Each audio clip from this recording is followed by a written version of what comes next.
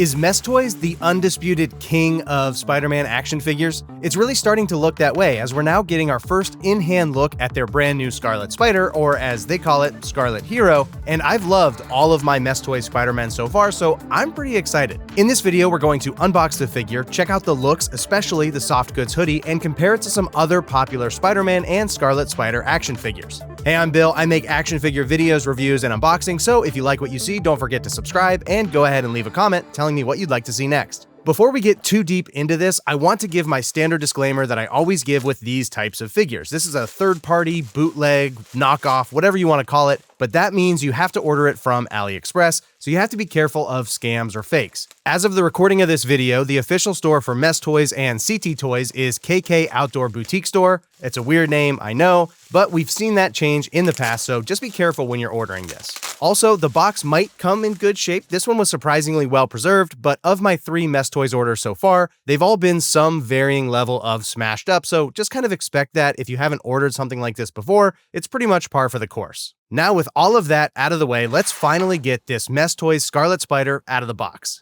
If you've owned any other Mess Toys Spider-Man figures, you should be pretty familiar with what this comes with. You get 2 trays of accessories. There's always a good amount of accessories included. As you can see, some of my hands have gone a little rogue and his toe bend is going crazy, but that shouldn't be a problem, really. The first tray has the figure and all the hands and stuff, while the second tray gets the stand and some other web effects. You're going to get 3 different head sculpts with this figure, with the main difference between them being the size of the eyes, and oftentimes when that's the only difference between sculpts, there does tend to be no difference at all, but I think they did a really good job of making each of these noticeably different. For hands, I feel like Mess Toys always does a good job of giving you the quintessential hands that every Spider-Man action figure needs, like fists, thwippers with a hole in the palm to attach web effects, one of my favorite aspects of Mess Toys figures, flat crawlers, crouching hands, grabby or crawling hands, and relaxed hands. 2 of these long, straight web effects with some really nice texture to them. I really like what they do with their web effects, better than pretty much any other brand. And moving on to the second tray, we've got 2 of these splayed out web effects that are always fun and unique to use in poses,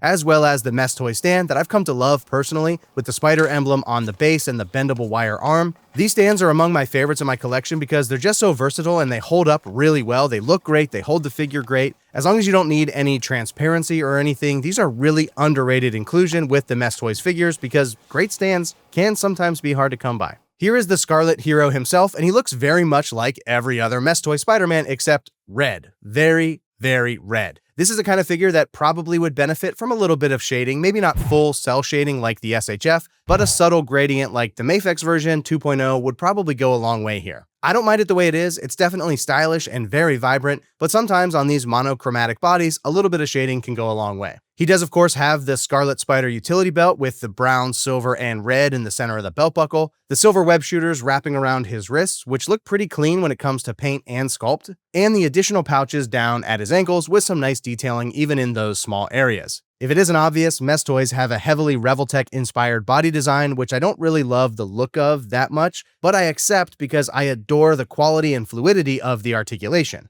But that design style can be a blessing and a curse on this figure specifically. The hoodie hides some of it, like the chest and even the slightly weird shoulder design, but at the same time, the hoodie actually seems to accentuate the width of the shoulders and gives him this kind of gym bro look where his shoulders are bulging out of his hoodie, and I just don't know if that fits the more svelte look that we're used to seeing for Spider-Man. Again, doesn't mean I dislike it, but it is something that stands out to me, and I could see it being a turnoff for some collectors. So he's a bright red Mess Toys / Revoltech style Spider-Man, but what about the hoodie? It's made of an athletic, stretchy kind of material, so it shouldn't really inhibit articulation much at all. It's got the large spider emblem taking up pretty much all of the front of the hoodie, as well as a matching emblem filling up the back of the hoodie. There's some subtle tearing at an angle across the bottom hem of the hoodie, probably emulating the look from the Spider-Verse movies. It doesn't seem like he's always depicted with a ripped hemline, but I like the way it looks nonetheless. And he's also got the same tearing around the shoulders where he would have ripped off the sleeves, or maybe on this version just flexed his shoulders a little too hard. Here he is with the hood up so you can see it a little bit better. I think it looks great, and it is wired so you can manipulate the positioning of it a little bit, which is a welcome sight to see. I don't think you have to have a soft goods hoodie for a character like this, but it is preferred, and he is a Spider-Man, so there needs to be some room for articulation in the torso even if you don't do a soft goods hoodie.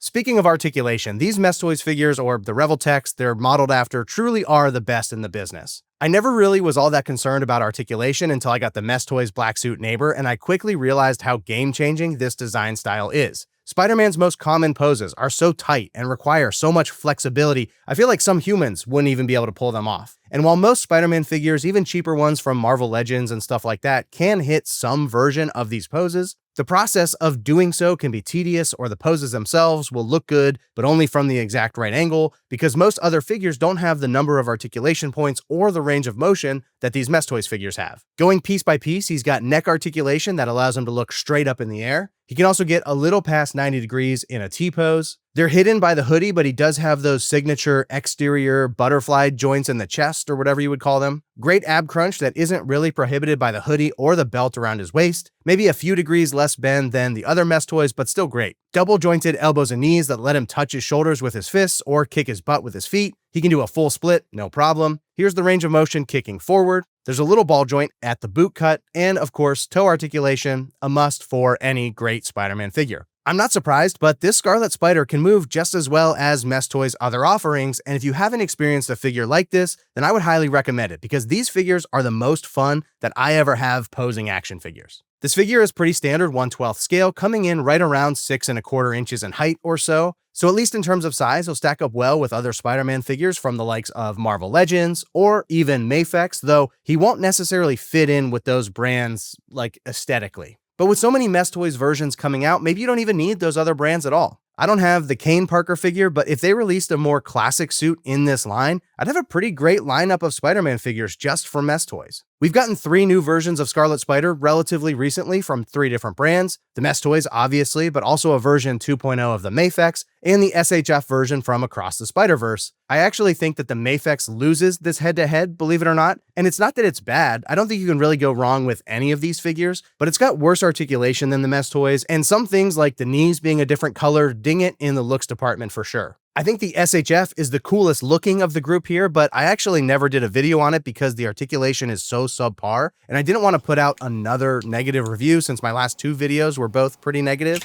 It's a gorgeous figure, don't get me wrong, but like I said earlier, a Spider-Man figure with no torso articulation is pretty inexcusable. So of these 3, I'm picking the Mess Toys as the best all-around Scarlet Spider, but I can totally understand why other people might choose one of these others if their tastes are different than mine. Even though these third-party, knockoff, bootleg-style figures are still pretty affordable, the main draw of them originally was their extremely low price tag. So as we see the price of these slowly start to tick up, now going for $30 to $40 instead of like the $20 or less at times that they used to be, will they continue to hold up? Will these brands continue to make it? Even at $40, I think this is an incredible value and a worthy addition to anyone's collection, but those rising costs are something to be aware of, and these might now be in a price range where some collectors can't afford them, and I think that's worth mentioning for context. But if you do pick this one up, you are in for loads of fun, trust me. It's a figure that looks really sharp and stands out among a sea of other Spider-Man figures that are being released constantly. The experience manipulating it and getting it into your favorite Spider-Man poses is unmatched, with the only exceptions obviously being other figures that are in this design style. And for a lot of collectors, this will be the definitive Scarlet Spider in their collection. But what do you guys think of the Mess Toys Scarlet Hero? Let me know, and don't forget to like, share, and subscribe if you enjoy this type of action figure content.